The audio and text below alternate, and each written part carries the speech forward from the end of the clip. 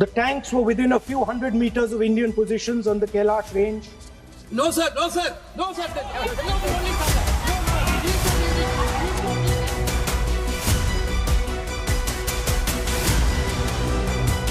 नरवणे जी की किताब के अलावे कैलाश रिज में टैंक इनको किसने बताया है? किसने बताया? Hello there, thanks for tuning in to your favorite news destination. You're watching In Your Interest with me, Kabir Naqvi, and the first segment on IYI tonight is about the unprecedented high drama that unfolded in the Lok Sabha. It all began as the debate on the motion of thanks to the president's address, but quickly escalated into an all-out political war over national security, patriotism, and a book that technically does not exist in the public domain.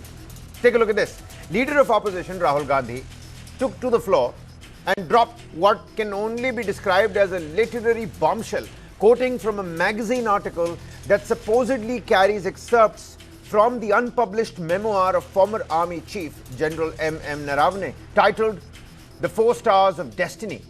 And the tension in the House reached a breaking point as Rahul Gandhi tried to read out passages describing a terrifying night in August 2020, claiming Chinese tanks had come within just a few hundred meters of Indian positions in the Resin La in eastern Ladakh. Immediately, the Treasury benches right from the other side erupted, to which he asked what part of the book was so scary that he was not allowed to continue. He also questioned the speaker on which rule and what rule prevented him from speaking on India-China relations.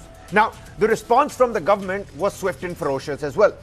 Defense Minister Rajnath Singh and Home Minister Amit Shah, they led the charge, accusing the leader of the opposition of misleading the House by quoting unauthenticated and unpublished material. They argued that a book that hasn't seen the light of day cannot be treated as a fact in the Parliament, and accused Rahul Gandhi of insulting the sanctity of the army by using the military's name for political leverage. Parliamentary Affairs Minister Kiren Rijiju went a step further, questioning what the country stands to gain when its own leaders portray its security situation in such a poor light. This is from the memoir of Army Chief Naravane. And I quote from an article that is quoting his book. The tanks were within a few hundred meters of Indian positions on the Kailash range. No, sir. No, sir. No, sir. No, we only started. No, he is not yielding. He is not yielding. अध्यक्ष महोदय, ये leader opposition सदन को गुमराह करने की कोशिश कर रहे हैं। मैं आपसे अनुरोध करना चाहता हूं, इन्हें किसी भी सूरत में यह बात बोलने की यहां पर इजाजत नहीं दी जानी चाहिए। I consider the matter of national security to be the most important matter in this country. I am raising a matter of national security. It is uncomfortable for the defense minister. It is uncomfortable for the prime minister. I understand it. 349 को एक coat कर रहे हैं कि अगर business के reference में magazine है, आज के बिजनेस का रेफरेंस है राष्ट्रपति का अभिभाषण, महामहिम द्रौपदी मुर्मू का अभिभाषण। वो अभिभाषण के मुद्दे पर कोई आर्टिकल है जिसको वो कोट करना चाहते हैं, वो भी 359 के साथ में पढ़कर कर सकते हैं। एलिगेशन लगाने से पहले यहाँ पर उनको चेतावनी देनी पड़ती है माननीय अध्यक्ष, 24 घंटा पहले। अध्यक्ष महोदय, चीन का सवाल बहुत सेंसिटिव है। अगर कोई सुझाव ऐसा है देश के हित में, तो मैं समझता हूँ लीडर ऑपोजिशन को पढ़ देना चाहिए। ऐसा सदन कैसे चलेगा सर? हम लोगों ने शुरू से कहा आपका भी बात हम शांति से सुनेंगे, हमारा भी आप शांति से सुनना चाहिए। आप नियम ही पालन नहीं करेंगे, चर्चा बहस कैसे हो सकते हैं? इसमें रूलिंग दे चुके हैं चेयर ने कि आप मैगजीन का, न्यूज़पेपर का यहाँ बिना मतलब से कोट नहीं कर सकते, नहीं पढ़ सकते हैं।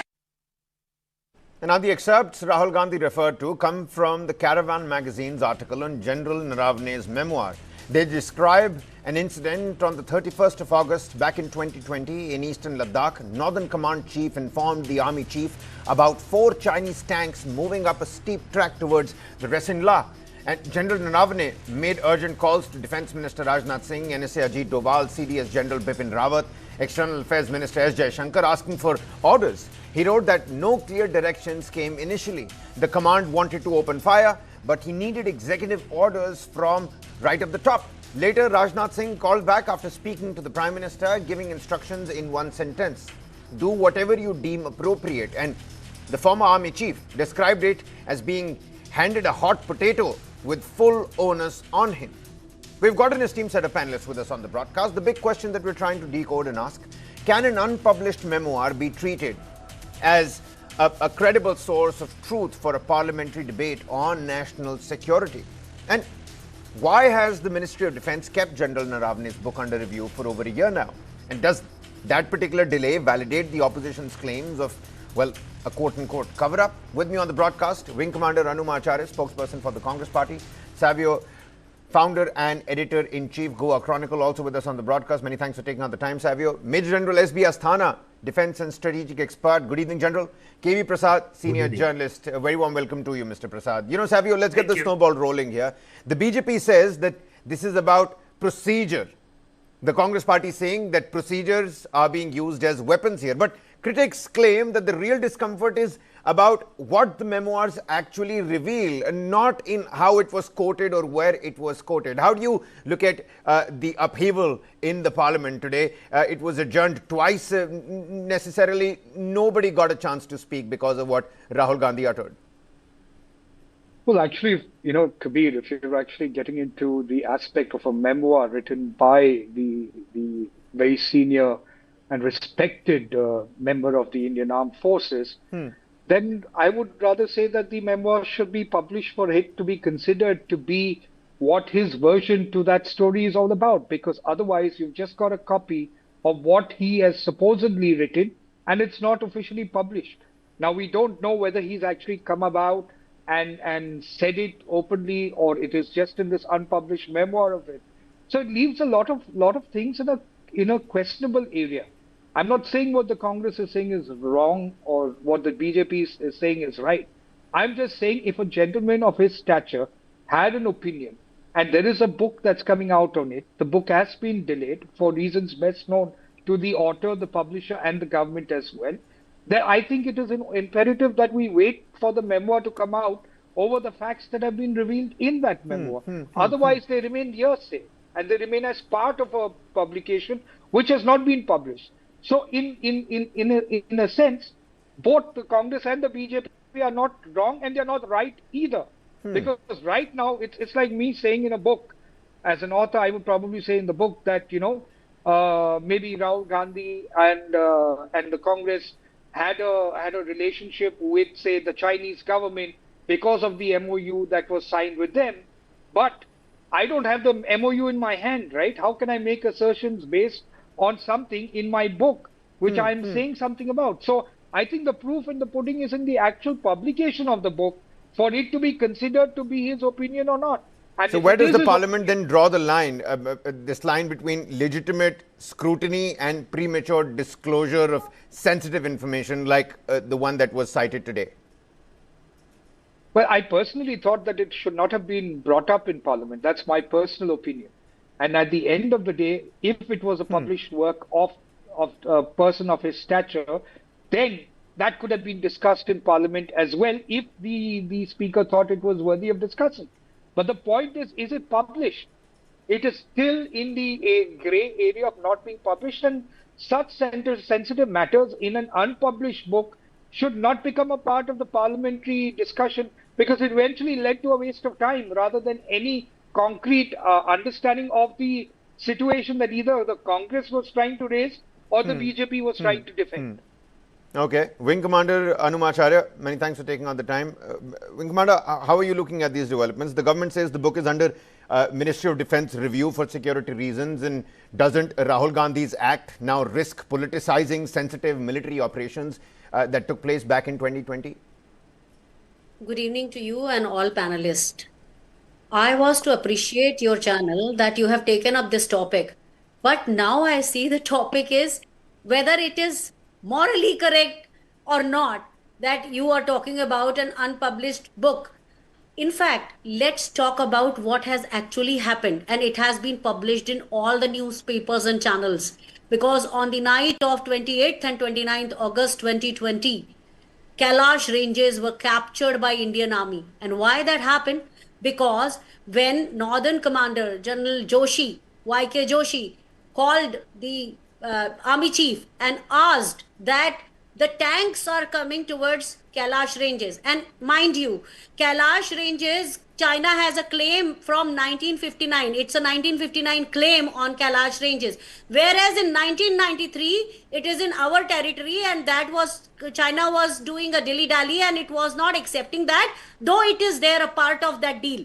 Now, when the Kailash ranges are the tanks are coming to Kailash ranges, which is in the northern bank of Pangong. So at that time, when the when General Joshi asked General Naravane, because this is a decision which is a political decision, the final decision when you come to, and General Naravane, he asked the Raksha Mantri, and the Defense Minister did not reply to him. So when the tanks were just a few hundred meters away, it was again asked. Then General Naravane knew, because the RM has said, do what you deem fit. And they have conveyed that Hamne No, Wing Commander, you're right. Wing Commander, you're right. My apologies to interject. I'm just saying, I'm just trying to understand. I don't want to confine to the book. Let's go to the actual ground detail. Listen to me. Hear me out. Wing Commander, hear me out. Wing Commander. I'm a soldier. Wing Commander. I'm a soldier. I was a soldier and I will remain a soldier till I die. And nobody is taking that away from you, ma'am. Nobody can and nobody possibly can. Wing Commander, hear me out. Wing Commander. Just 1 second, Kabir. Let me finish. On 22nd, on February 2021, quietly from the Kailash ranges, our army was told to step down. While we were capturing Kailash ranges, it was a brave act. Wing Commander, the Home Minister today in the Parliament stood up and he said, where have you read this? He directly asked Rahul Gandhi, where have you read this? What answer would you like to give to that particular question right now? This is published in all the newspapers. Just check yourself. I have just But checked the newspapers isn't the gospel for truth, Wing Commander. The Kailash newspaper isn't the gospel for truth. And that's exactly why we need to have a sensitive discussion. It's not a debate. I'm trying to ask. Why did Rajnath Singh go to the to Chinese counterpart and declared CBM at that time in their government CBM, confidence building measures? It is listed that our army has to come down from the Kailash ranges. That was such a brave act. We have sacrificed two of our very brave soldiers, one from regular army, another from Ladakh Scouts, who was also given an award posthumously. Why did government give that award? This is all is in government's book. Not I'm talking about any papers, newspapers. These are all gospel. Okay, let's focus on the excerpts that you're talking about, Wing Commander. Is the Congress Party's focus on the process of the decision-making on that fateful night on the 21st of August 2020 during that Ladakh standoff at the Resingla, or is it on the broader strategic outcome? Explain the viewers what the problem actually is and what is the bone of contention here. See, the thing is, Kailash ranges, from there we can see the garrison, Moldo garrison of China. So we are in a position of strength on the 28th and 29th August, the night of that day, wherein we have actually sacrificed two of our brave soldiers. From there, we could see everything what China was doing. And we could have, this was such a bargaining chip. We could have told Chinese to go back to status quo and take April 2020. Everybody who's true to their worthy and the soil of this country would know what it meant to go to China, to get that bargaining chip from the Kailash ranges. But I don't know why. And by that time, sixth level of commanders talks were already completed by then, accomplished. This was a brave act of Indian Army, but by telling the army to climb down, they have actually insulted our bravery and valor of our army, the valor of those two soldiers who died in the process. Wing Commander, the valor of the Indian Army remains absolutely intact.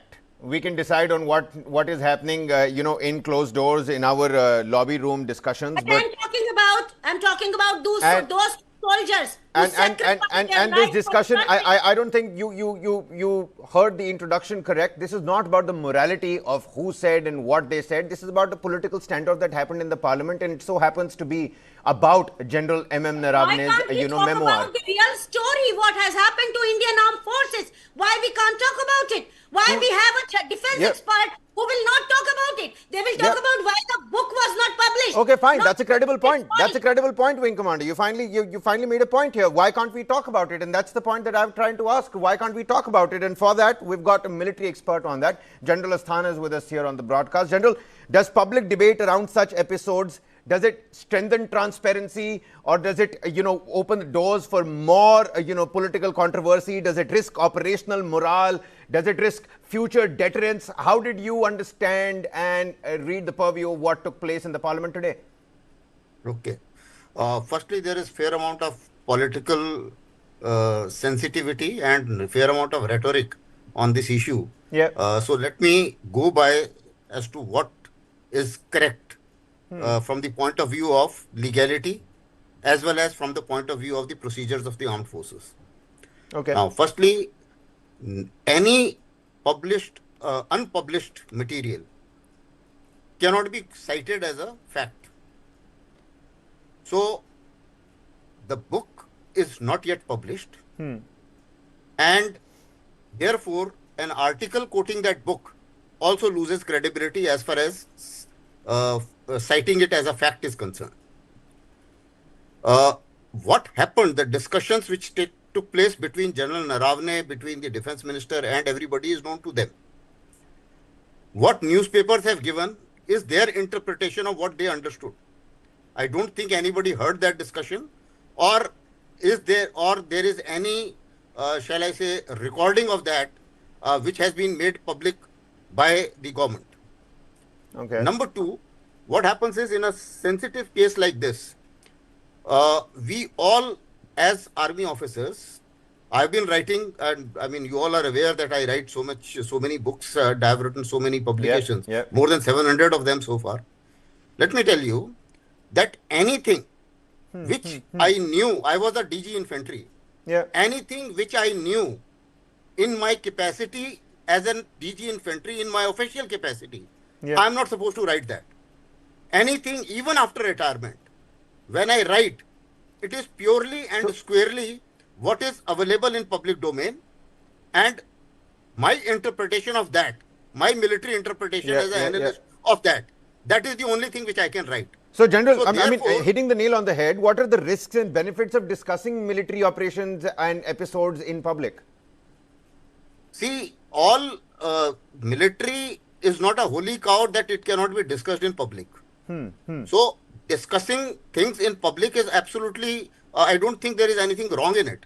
Okay. We are discussing what happened in Vietnam War. We are discussing what happens in 1962. The same government, I think the current government, has declassified 1962.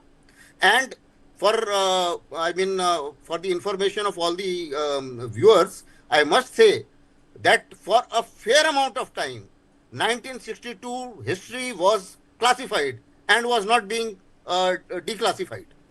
It's very recently that it has got declassified. Same is the case with Op-Pavan. For a great amount of time, it was not declassified. It has been declassified very recently. What actually was published was various interpretations from the various newspapers. So therefore, as of now, has General Naravane said that this is what happened in any forum? I don't think so. The only thing is that he was writing a memoir. That's what we all know. The memoir is yet to be published, because the fact is, let's say hypothetically, I put a claim that this is what happened, and somebody, whether it is the government establishment or anybody, he also must have a right to contradict that in case they feel that there were some other constraints in acting in a manner in which it was. Now, as of now, we all know that yes, Kailash Range was captured, is a fact, because it was known. There are pictures. Kailash Range was evacuated is also a fact. Kailash Range, should we have evacuated or should we not have evacuated? I have myself written on it. All right, fact, all right, General. When Kailash Range was captured, I had said that we should not give it back. That is what I have also written. because that is my interpretation. Yeah, so I've written that. The complexity of modern day age border warfare and management, that's something that we will throw some light on. Wing Commander, I'm going to come back to you. Let me bring in Mr. KV Prasad also. He's been patiently waiting. Mr. Prasad, today's uproar, was it genuinely about rules and procedure? I'm sure you were glued to the screens as well. Or was it political damage control? And this is sensitive China issue that we're talking about. Your opening submission, sir.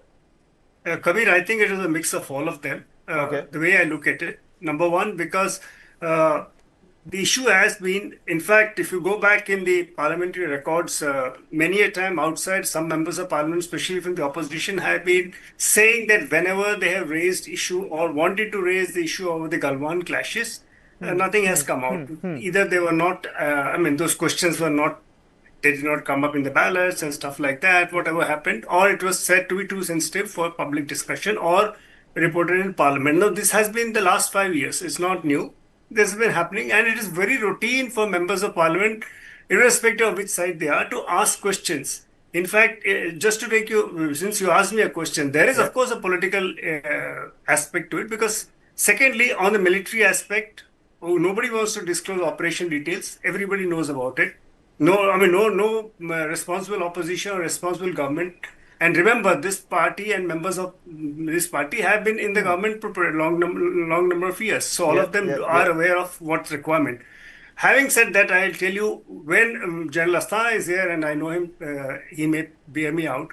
When the 1971 India was preparing for the Bangladesh operations, senior leaders from the opposition, who went on to become the government later on, asked question of Mrs. Indira Gandhi, the Prime Minister, that what exactly is India doing? There were a few set up discussions, some private, I would not say private, there were informal discussions with leaders of opposition. The government took them into confidence and said, this is what we're doing, and said, beyond this, we will not come up. I think there is a parliament statement where the Prime Minister, then Prime Minister, says, this is all, beyond that is all operational things, we are not going to tell you beyond this. This was before the war, 71 war happened. General Asthana. So this is, and fast forward, Kargil happened during Mr. Vajpayee's time. There were questions raised in Parliament. We set up an entire inquiry committee under Mr. K. Subramaniam, the National Security Advisory Board, so on, so forth, the advisor, all these structures have come into place. No, Mr. Prasad, you're right. The Parliament increasingly seems to become this space where procedure is weaponized to avoid any uncomfortable speeches and debates. That is something which the opposition has been saying for the last many years. But talking about the future president, Mr. Prasad, opposition leaders, can they question national security decisions without being, tainted as and undermined as anti-nationals? That's something that Rahul Gandhi spoke about himself. What they can do or they cannot do as member of parliament and their responsibility, they know better, number one. Number two, what is permissible under rules, the speaker decides finally. And he is the adjudicator. Once the speaker or the chairman decides, that's taken as granted. But as any individual citizen, I think Mr. Asthana, General Asthana is there, so is Savio. We all need to understand that as a responsible and mature democracy, are we not going to discuss issues which affect national security? How we discuss, when we discuss, in what form and fashion we discuss can be agreed. But as I said, Kargil happened, it was open discussion. The report of the Kargil committee was put out in public domain. Parts of it which was not to be said was redacted. It's all open. All right. I'm not so sure whether 4 Stars of Destiny is ever going to see the light of day anymore. No, and by the way, General Naravane had given a pre-launch interview or something before the book happened, and certain issues became controversial. And of course, as a rule, it's a fact that you have to seek clearance of the government. That rule came up a little later. So General Asthana would also bear me out if I've gone wrong in any point of time. Okay. All right. Many thanks, Mr. Prasad. Wing Commander, over to you. We heard you. We saw you raise your finger. You want to make a point? If you want to hide the truth, first stop people from speaking, and that's what has happened. This is the government. BJP government has first time sacked an Indian naval chief. That happened during Vajpayee government. So any chief, now you can threaten them. You can tell them, just don't come out in public, and you can never allow them to publish that book. So this is what is happening, and we are talking about a book. See, this debate should not be about the book. It should not be about whose ego is hurt. But basically, it should be at least to bring out the truth. what has happened at that time. Why we, like General himself said, as I said, anybody who is worth, to this soil of the country, he will never say that coming down from Kailash ranges was a wise decision. When the government is taking such kind of decision, then they should inform people about it, at least armed forces. And I have to talk about the Raksha Mantri. He is a kind of person I have said this time and again, he has implemented a scheme, Agniveer, in which he has discussed some 150 people, 158 people, but did not discuss with the army commanders. This is the kind of government we are facing. They are not doing anything good to the armed forces. They are just talking about and they want to hide whatever they have done. So no minister, no TV anchor, no political spokesperson, and not even a defense specialist cannot talk what General Naravane can talk. And when he is not here, we should not have those kind of debates. And Rahul Gandhi ji was provoked by Tejasvi Surya, who was time and again questioning Congress party's nationalism. And therefore the subject has come to the come in the parliament. Wing Commander, you've shunned this debate twice now. I feel like I've done a wrong thing picking up this topic to, speak to, Mr. Prasad, who's a well-known political analyst. General Asthana. General Asthana, who better to speak about military affairs than General Asthana? Somebody who's written about 700 plus pieces. You yourself, Wing Commander. And Savio, he's a political analyst himself. But, General Asthana, the excerpt in question, and you can answer to what Wing Commander was saying here as well. And please exercise brevity. I'm completely running out of time here. The excerpt in question speaks about this quote-unquote confusion and delayed political direction on that fateful day in August 2020. During that live standoff with China, the tanks were seemingly quote-unquote making their way up to the Resin-La. Should and can the opposition not ask questions in the parliament, especially about national security? And when national security decisions and directions are unclear, who else will answer and put up those questions? See, the question, as I said, asking questions, I think in a democracy, you cannot stop it. It will happen. It will continue to happen. The question is that you have to grant that much to the people who are in power at various places. It happens with all the political parties. I don't get into politics. See, that whatever is the security concern at a particular point of time, at that point of time, is worth being shared to everybody or not, and what the actual facts were. Because in both cases, I would put it this way, so long it is an unpublished case, it will remain a question of doubt, because it is General Naravane's interpretation versus what happened in the government of India. Because there can be so many things into that. See, when you say that हमने अभी government army को सब कुछ दे दिया है, so obviously in the operational decisions are taken by our operational. Now what exactly the conversation was, I don't think anybody can comment on that. And it is better not to be commented on that. But what is necessary is your first one-line answer. In democracy, should we be discussing the national affairs and affairs pertaining to security? The answer is yes. It is done all over the world. It must be done in a mature democracy. The question is, where exactly? That I think we need to follow the protocol. Should we be referring to unpublished work? Answer is no. Answer is no. So basically on the Libra scale, and Savio, final 30 seconds to you, national security accountability on one side and clear violation of parliamentary rules on the other. So national security, like all the panelists have agreed, we should discuss, and that's what democracy is all about. But the concern right here is not what has happened. Yes, that is a part of discussion. But the logic used by the opposition over here was an unpublished work. And that is where the problem originated. So if they did take a discussion on the same issue without referring to unpublished work, I think the ruling must have the responsibility to answer to that. Unfortunately for the opposition, they took the unpublished work as the gospel to this discussion, and that's where it faltered. That's where the problem is. Okay.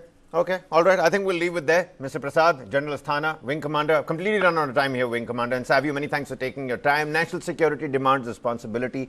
It demands from us a responsibility from the government, the opposition, and from the parliament itself.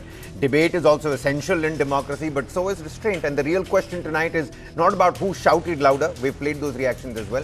But how India chooses to discuss its security challenges with seriousness, with maturity, and unity. That was the first segment on In Your Interest. Another one coming right on the other side. Don't go anywhere.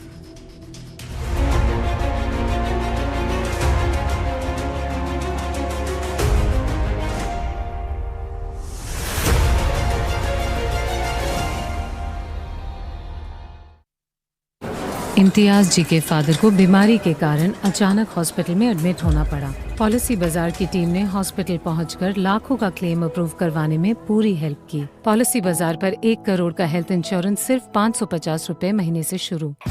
Ever wondered what makes the night come alive? Where flavors, lights and laughter dance in harmony. When the sun sets, stories rise.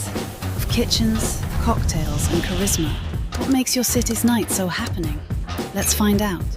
Good service, good food and a good location. You need to explore, you need to experiment. But they will never forget how they felt when they came to your restaurant. Being a chef, it's my priority to deliver taste in a plate with good presentation, unique innovation. My definition of mixology would be to get people drunk in a safe and happy way. Don't drink on the job, that's for sure. Mixology, you can play around with anything. You can create the stories, you can create the recipes. Let's cheers on that note with our friendship. Indulge in the finer things in life with Radico presents Lounge Nights. Discover the creme de la creme of India's culinary and nightlife scene. From trendy bars to exquisite restaurants, we've got you covered.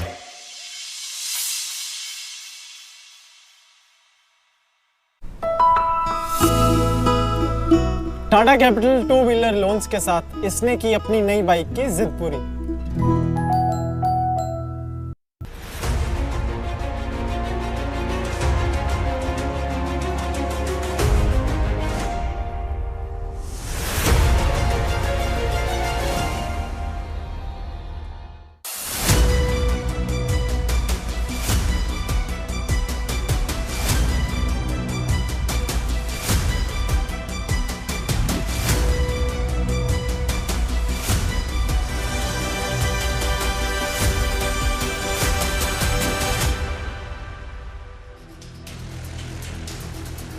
Thanks for staying with us. Our second segment on In Your Interest is about an unprecedented crisis that has pretty much pushed the world of cricket into a state of chaos. Only yesterday, the Pakistan government officially announced a selective boycott.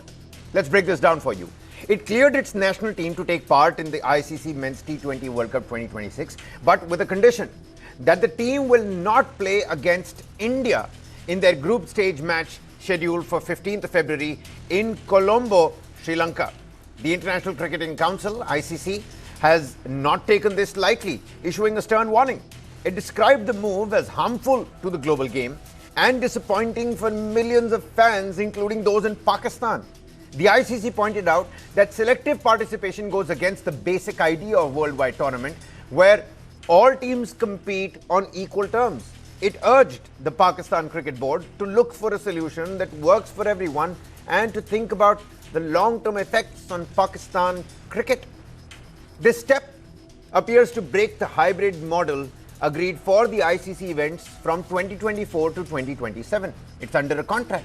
Under that deal, India-Pakistan matches happen at neutral venues, and Pakistan accepted playing its games in Sri Lanka for this co-hosted tournament. This was not imposed upon Pakistan. They agreed to it themselves. They signed off on it. And now they're walking away from it. This leaves ticket holders, the broadcasters, the sponsors, all of them in complete limbo and uncertainty. The ICC revenue model takes a direct hit as well. And contrary to some speculation, Bangladesh ban was not linked to this decision at all. An India-Pakistan match in an ICC event like the T20 World Cup is valued at approximately $500 million when factoring in broadcasting rights, advertising, sponsorship, ticket sales, digital engagement, you name it, and of course betting. A 10-second advertisement can cost up to 25 to 40 lakh rupees, far more than in the regular matches. The ICC's revenue model, that takes a massive hit, and that flows down to the member boards.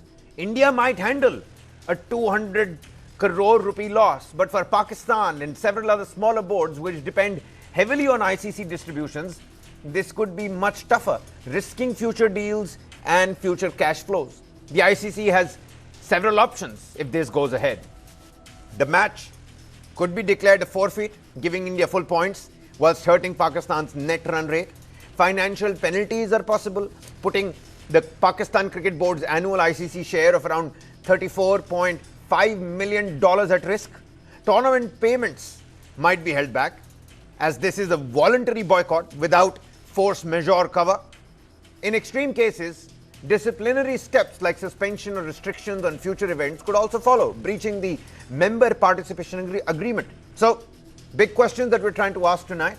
By walking away from a previously agreed upon hybrid model, has Pakistan permanently damaged its credibility as a reliable partner in the global cricket community? And will the ICC set a precedent by imposing a total ban and withholding the $34.5 million annual share to ensure that member boards cannot hold global tournaments hostage? Take a look at some of those figures and facts that we have for you. About $500 million. That's what an India-Pakistan match accounts for. That's loosely about 4,500 to 5,000 crore rupees. That's a huge amount. And India might be able to take the hit. But what about Pakistan? And it's so rich because Pakistan says that it wants to, quote-unquote, protect principles by boycotting that game, which is under a particular agreement of playing India-Pakistan matches at neutral venues up until 2027, and which is why they signed upon it and agreed upon it. This match was taking place in Colombo in Sri Lanka. And now it is willing to sacrifice its own players. We've heard various press statements by the Pakistan cricketers who have said that nothing is in our hands, nothing is in our control. It is now willing to sacrifice its own players, its own fans, the entire future of domestic Pakistan cricket and Pakistan's own international tournaments that now land in a limbo of sorts just for this pure symbolism. Which is why the cost is heavy, and a prime question that comes across is, has Pakistan bitten off more than it can chew at the moment? Pakistan has agreed to this hybrid model right from 2024 to 2027. And how binding are these agreements? ICC has its own punitive toolkit that can come into action. And what about broadcasters that land in this area of uncertainty? They get the money for a certain experience, and now because of this uncertainty, rebates and compensations are going to be rampant with the broadcasters. Talk about advertising. A 10-second advertisement in a marquee matchup, let alone a World Cup T20 match, is anywhere between the tune of 25 to 40 lakh rupees. 10 seconds, that's what we're talking about. And this is about 3 times. This is about 3 times the normal ICC matchup. Sanjeev Samyal, senior sports journalist, HT with us on the broadcast. Shekhar Vijayan, sports commentator, also with us on the broadcast. We've broken it down, gentlemen. Mr. Samyal, Pakistan says that it wants to protect principles by boycotting India. It's quite rich a statement coming from Pakistan. It is willing to sacrifice its own players, its own fans, the future of Pakistani cricket at large. How do you look at this development? How binding are these agreements under the hybrid model in practice? And what does backing out mid-cycle, just days ahead of the tournament, mean for Pakistan Cricketing Board? What does it mean for the tournament at large? And of course, the fans worldwide. India-Pakistan is not only watched by Indians and Pakistanis, it's watched across the world by cricket lovers. Yeah, absolutely. I feel it's quite an irresponsible decision by the Pakistan government, not taking into consideration what impact it will have on Pakistan cricket. It will have a massive impact on Pakistan cricket. The reason, I think, for this reckless kind of a decision is because nobody from cricketing background is at the helm in PCB. It's a politician who is at the helm, and he's just taken political decision. So the thing about how it will impact, it's like, as you have spelled out the numbers, it's going to be, it is the broadcasters actually have paid that kind of money. Yeah, it's a clear-cut headache for the broadcasters. Mr. Samuel, is Pakistan overestimating its leverage in world cricket? They've had great teams. They have great bowlers. The Pakistan pace battery, everybody is talking about it, writing about it. But is it overestimating its actual power, its actual leverage in world cricket? Absolutely. You are absolutely right on that. Basically, like at one point, it was about the platform was about when you did well in England, you became a brand. Right now, it is when you play against India that you become a brand. Yeah. Like all the players you are talking about, the former players, the big names from Pakistan, they kind of became big brands because they did well against India. Now, what is happening is there's no bilateral cricket between India and Pakistan. Yeah. This was the main platform for. Well, a quick question to Mr. Shekhar Vijayan, and technical difficulty with Mr. Samuel over there. Mr. Vijayan, many thanks for taking up the time. Yeah, hair looking spot on, don't worry about that. This isn't a security issue, Mr. Vijayan. The match is in Sri Lanka, it's under the hybrid model. So what exactly is Pakistan objecting to? Is it India? Is it politics? Is it the ICC? Is it objecting to its own commitments? Can Pakistan afford moral posturing when nearly 70% of its cricket revenue comes from the ICC? What's your opinion? Thank you for having me over. It's a disaster. Yeah. Yeah, I think it's Mr. No, go ahead, Mr. Vijayan. Yeah. Kabir, thank you for having me over. I think Pakistan needs a reason. Pakistan needs a cause. And I think all along they've always been wanting to, to put India under the bus. It looks like that. And now with ICC coming in and telling them very clearly there will be sanctions, Pakistan really does not know where to go. Starting from supporting Bangladesh, where, I don't know how they have this certain love for Bangladesh, how it started, how it transpired, and where it is now. The second thing is, in terms of what they want to do with the opportunities we have, in terms of, how do they want to play the World Cup? They're saying that India is not a safe country, which is a joke, because I think they're just making an excuse out of it. The third thing is, Pakistan does not realize that their only soft power is cricket. And if they're going to be, shooting themselves in the leg by doing this, they're making a complete fool of themselves. All this is happening during the World Cup. It's not just India which is speaking about this. I think the other countries are also watching this. Other nations are participating in the World Cup. So Pakistan, in terms of credibility, Pakistan in terms of reputation, Pakistan in terms of financial acumen, I think has lost it completely. And has Pakistan misread how much patience the ICC actually has, Mr. Vijayan? Has it misread how much patience the broadcasters have left with them? Because Pakistan seems to be this high-risk asset. No broadcaster is going to bet on Pakistan anymore. I mean, I'm talking about less sponsorship deals. What does this mean for Pakistani players themselves? Absolutely. See, Kabir, the World Cup is a marquee event for any player where they come in and express their talent. And now they don't get a chance to play the World Cup. They don't even know whether they're coming or going. Where is the talent on show? The second thing is, it's not just about the World Cup. Now Pakistan doing what Pakistan does, what happens for them in the future? They're thinking of it very short term. Okay, we won't play with India in the World Cup on 15th of February in Colombo. What happens after that? After the World Cup, do people want to play with them? Do they want to play with each other? What's going to happen? That's the bigger issue, because in the future, no country will want to play with Pakistan. You will not have any bilateral series. They will not participate in the World Cup, Asia Cup. They'll also have to pay sanctions. So they're going to lose a lot more than winning a lot. And I think this decision is just purely based on the fact that they just want to put India down. And I think from 1947, Pakistan has always had an inferiority complex about India, which goes without saying. And now they got this opportunity. Yeah. And we thought, why not, put now India they're running away from the field as well. A couple of advertisements post-Operation Sindoor was about iska jawab maidan mein diya jayega, but now they're running away from the maidan as well.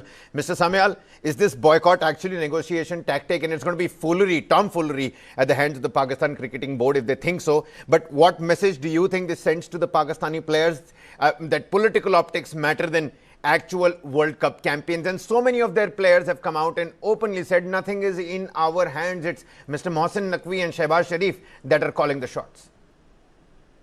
No, absolutely. They will be very disappointed with this decision because they know the consequences of this decision. It is going to harm them for long term.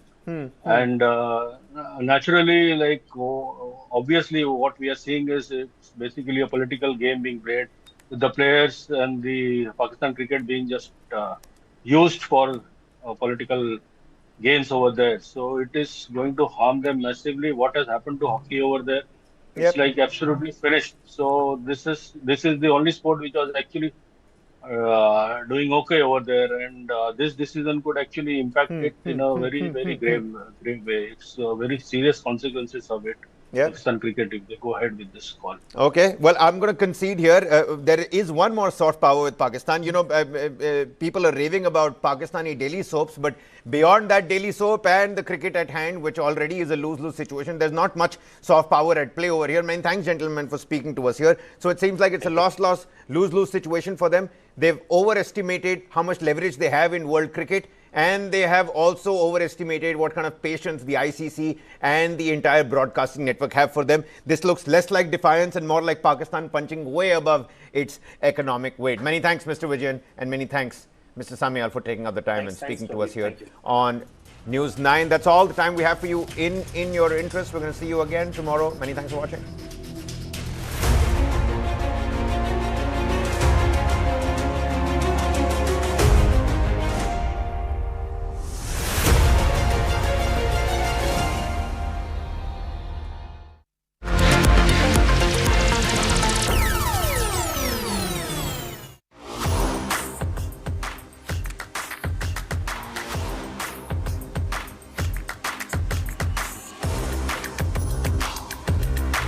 This is India's #1 news network, and you're watching News 9, English news as it should be.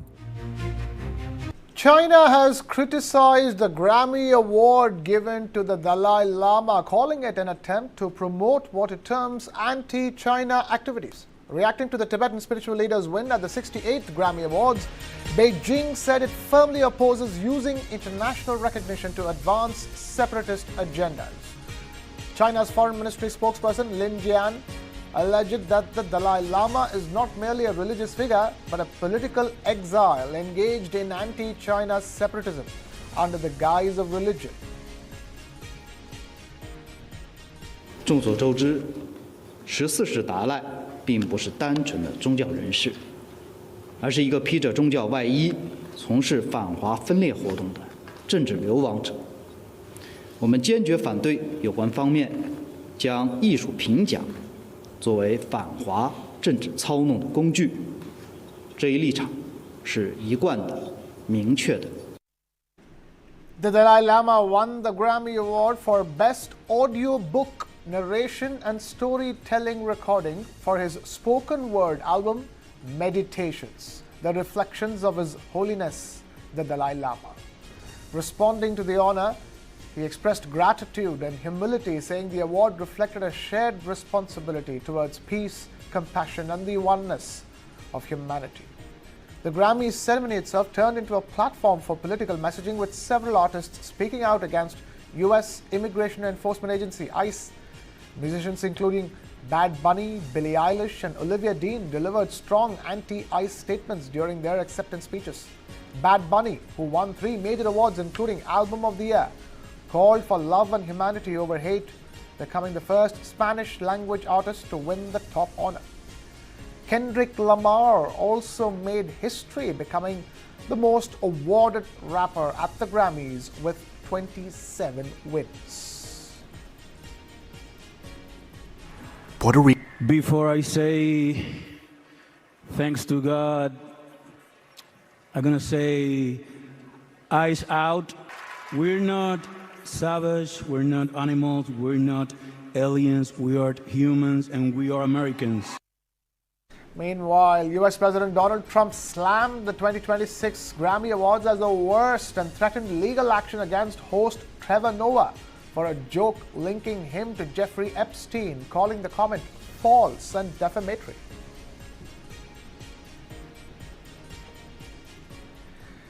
The US, the European Union, the United Kingdom, Japan, Australia and New Zealand are all set to meet in Washington this week to discuss a strategic alliance on critical minerals and rare earth supplies. Around 20 countries, including several G7 members, are expected to take part in the talks aimed at securing supply chains and reducing dependence on China. Proposals on the table include calls for the US to guarantee minimum prices for key minerals to encourage investment and stability.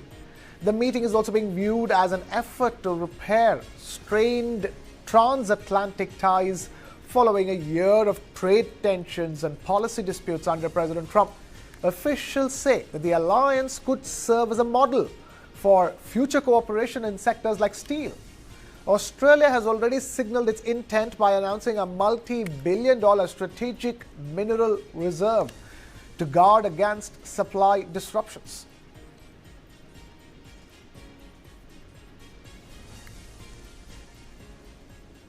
Now, billionaire Elon Musk has firmly denied any association with convicted financier Jeffrey Epstein after his name surfaced in a fresh tranche of Epstein-related documents released by the US Justice Department.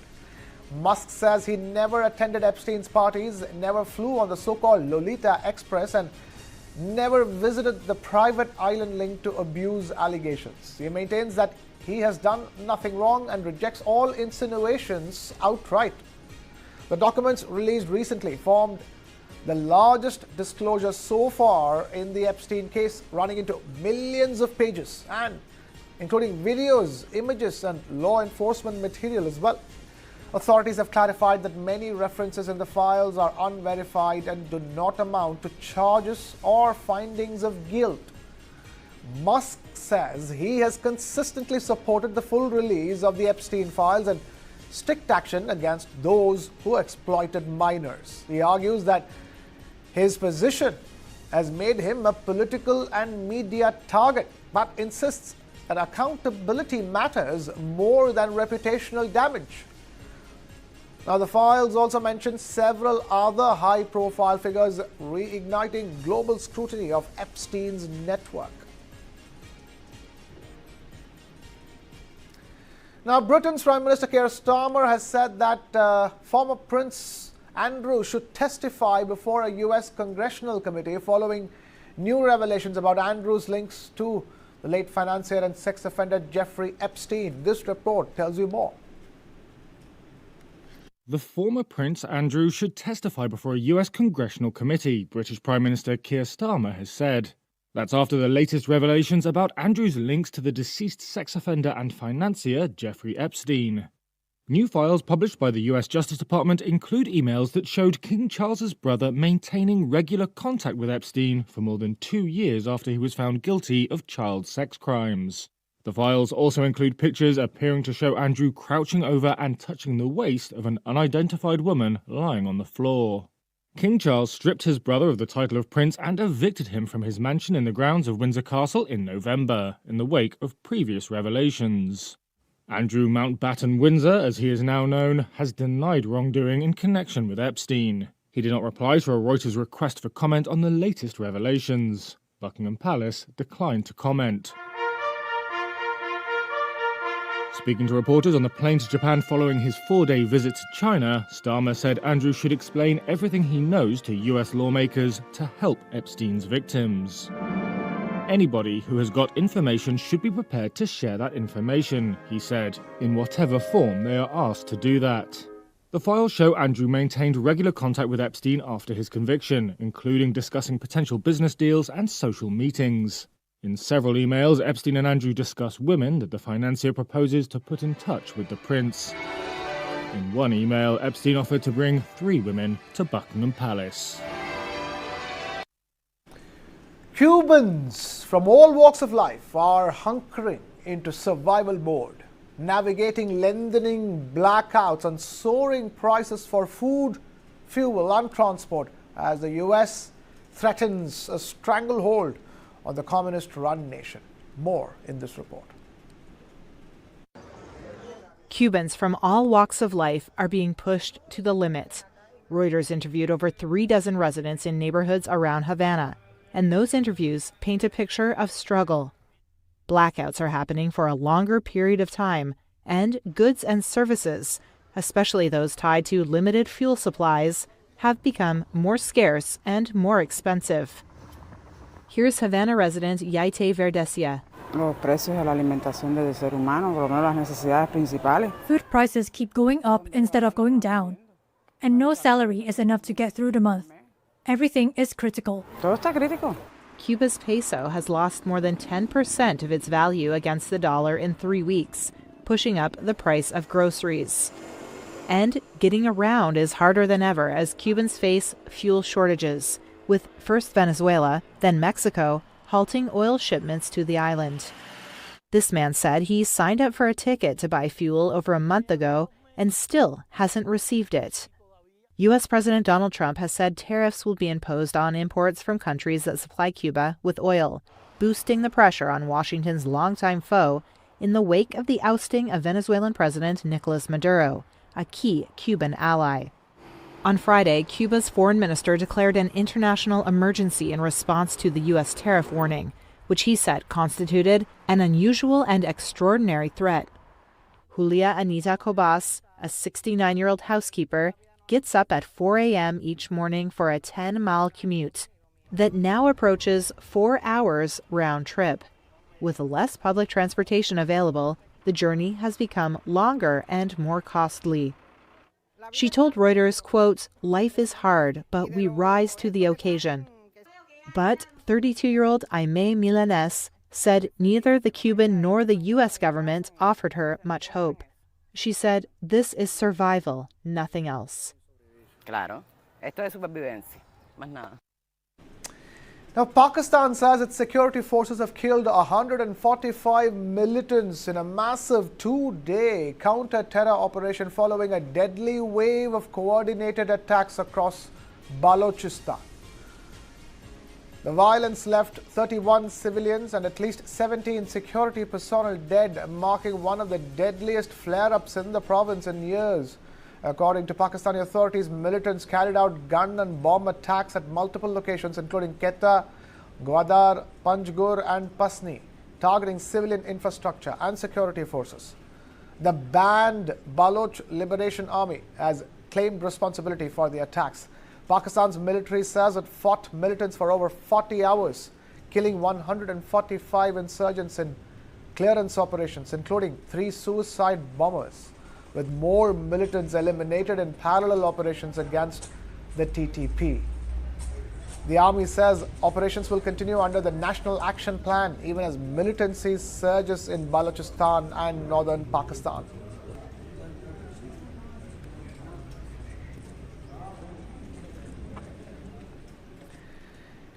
In the latest update on the functioning of Grok, Indonesia has allowed Elon Musk's Grok chatbot to resume services in the country after lifting a ban that was imposed over sexualized images generated on the app. According to a government statement, X has committed to improving compliance with the country's laws. Indonesia had suspended Grok 3 weeks ago, citing the risk of AI-generated pornographic content, making it the first country in the world to block access to the AI tool.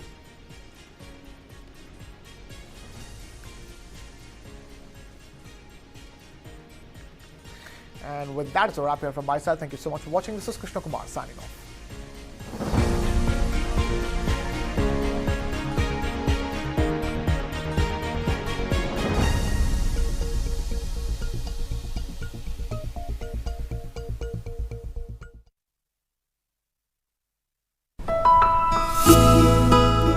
एक और family ने रखा कदम अपने नए घर में, Tata capital home loans के साथ।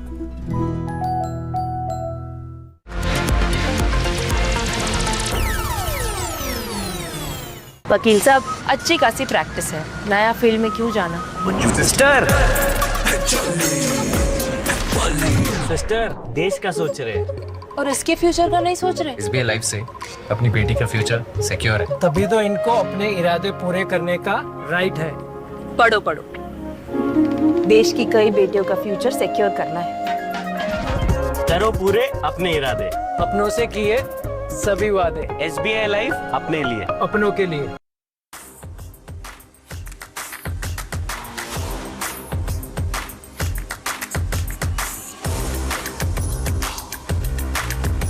is India's #1 news network, and you're watching News9, English news as it should be.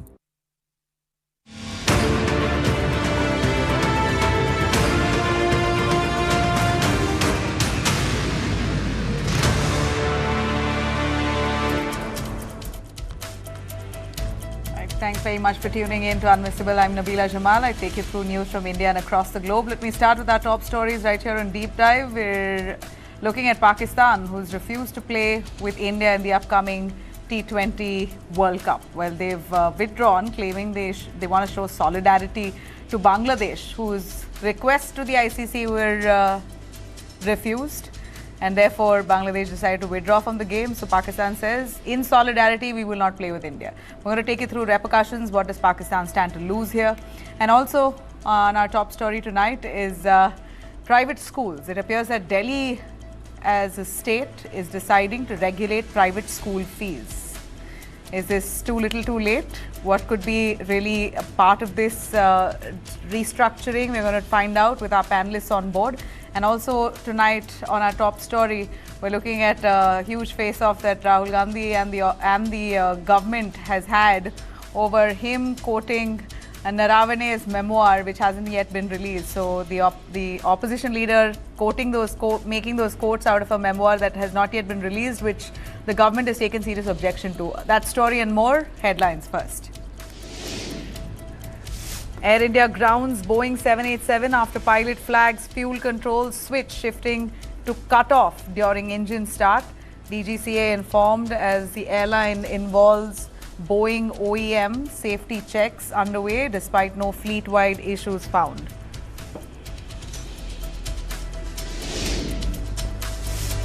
Shiv Sena claims the BJP mastermind Sunetra Pawar's appointment as Maharashtra Deputy Chief Minister days after Ajit Pawar's death. Samana mouthpiece of Shiv Sena. Samana mouthpiece of Shiv Sena UBT alleges move is aimed at blocking NCP reunification, says Pawar family was kept in the dark.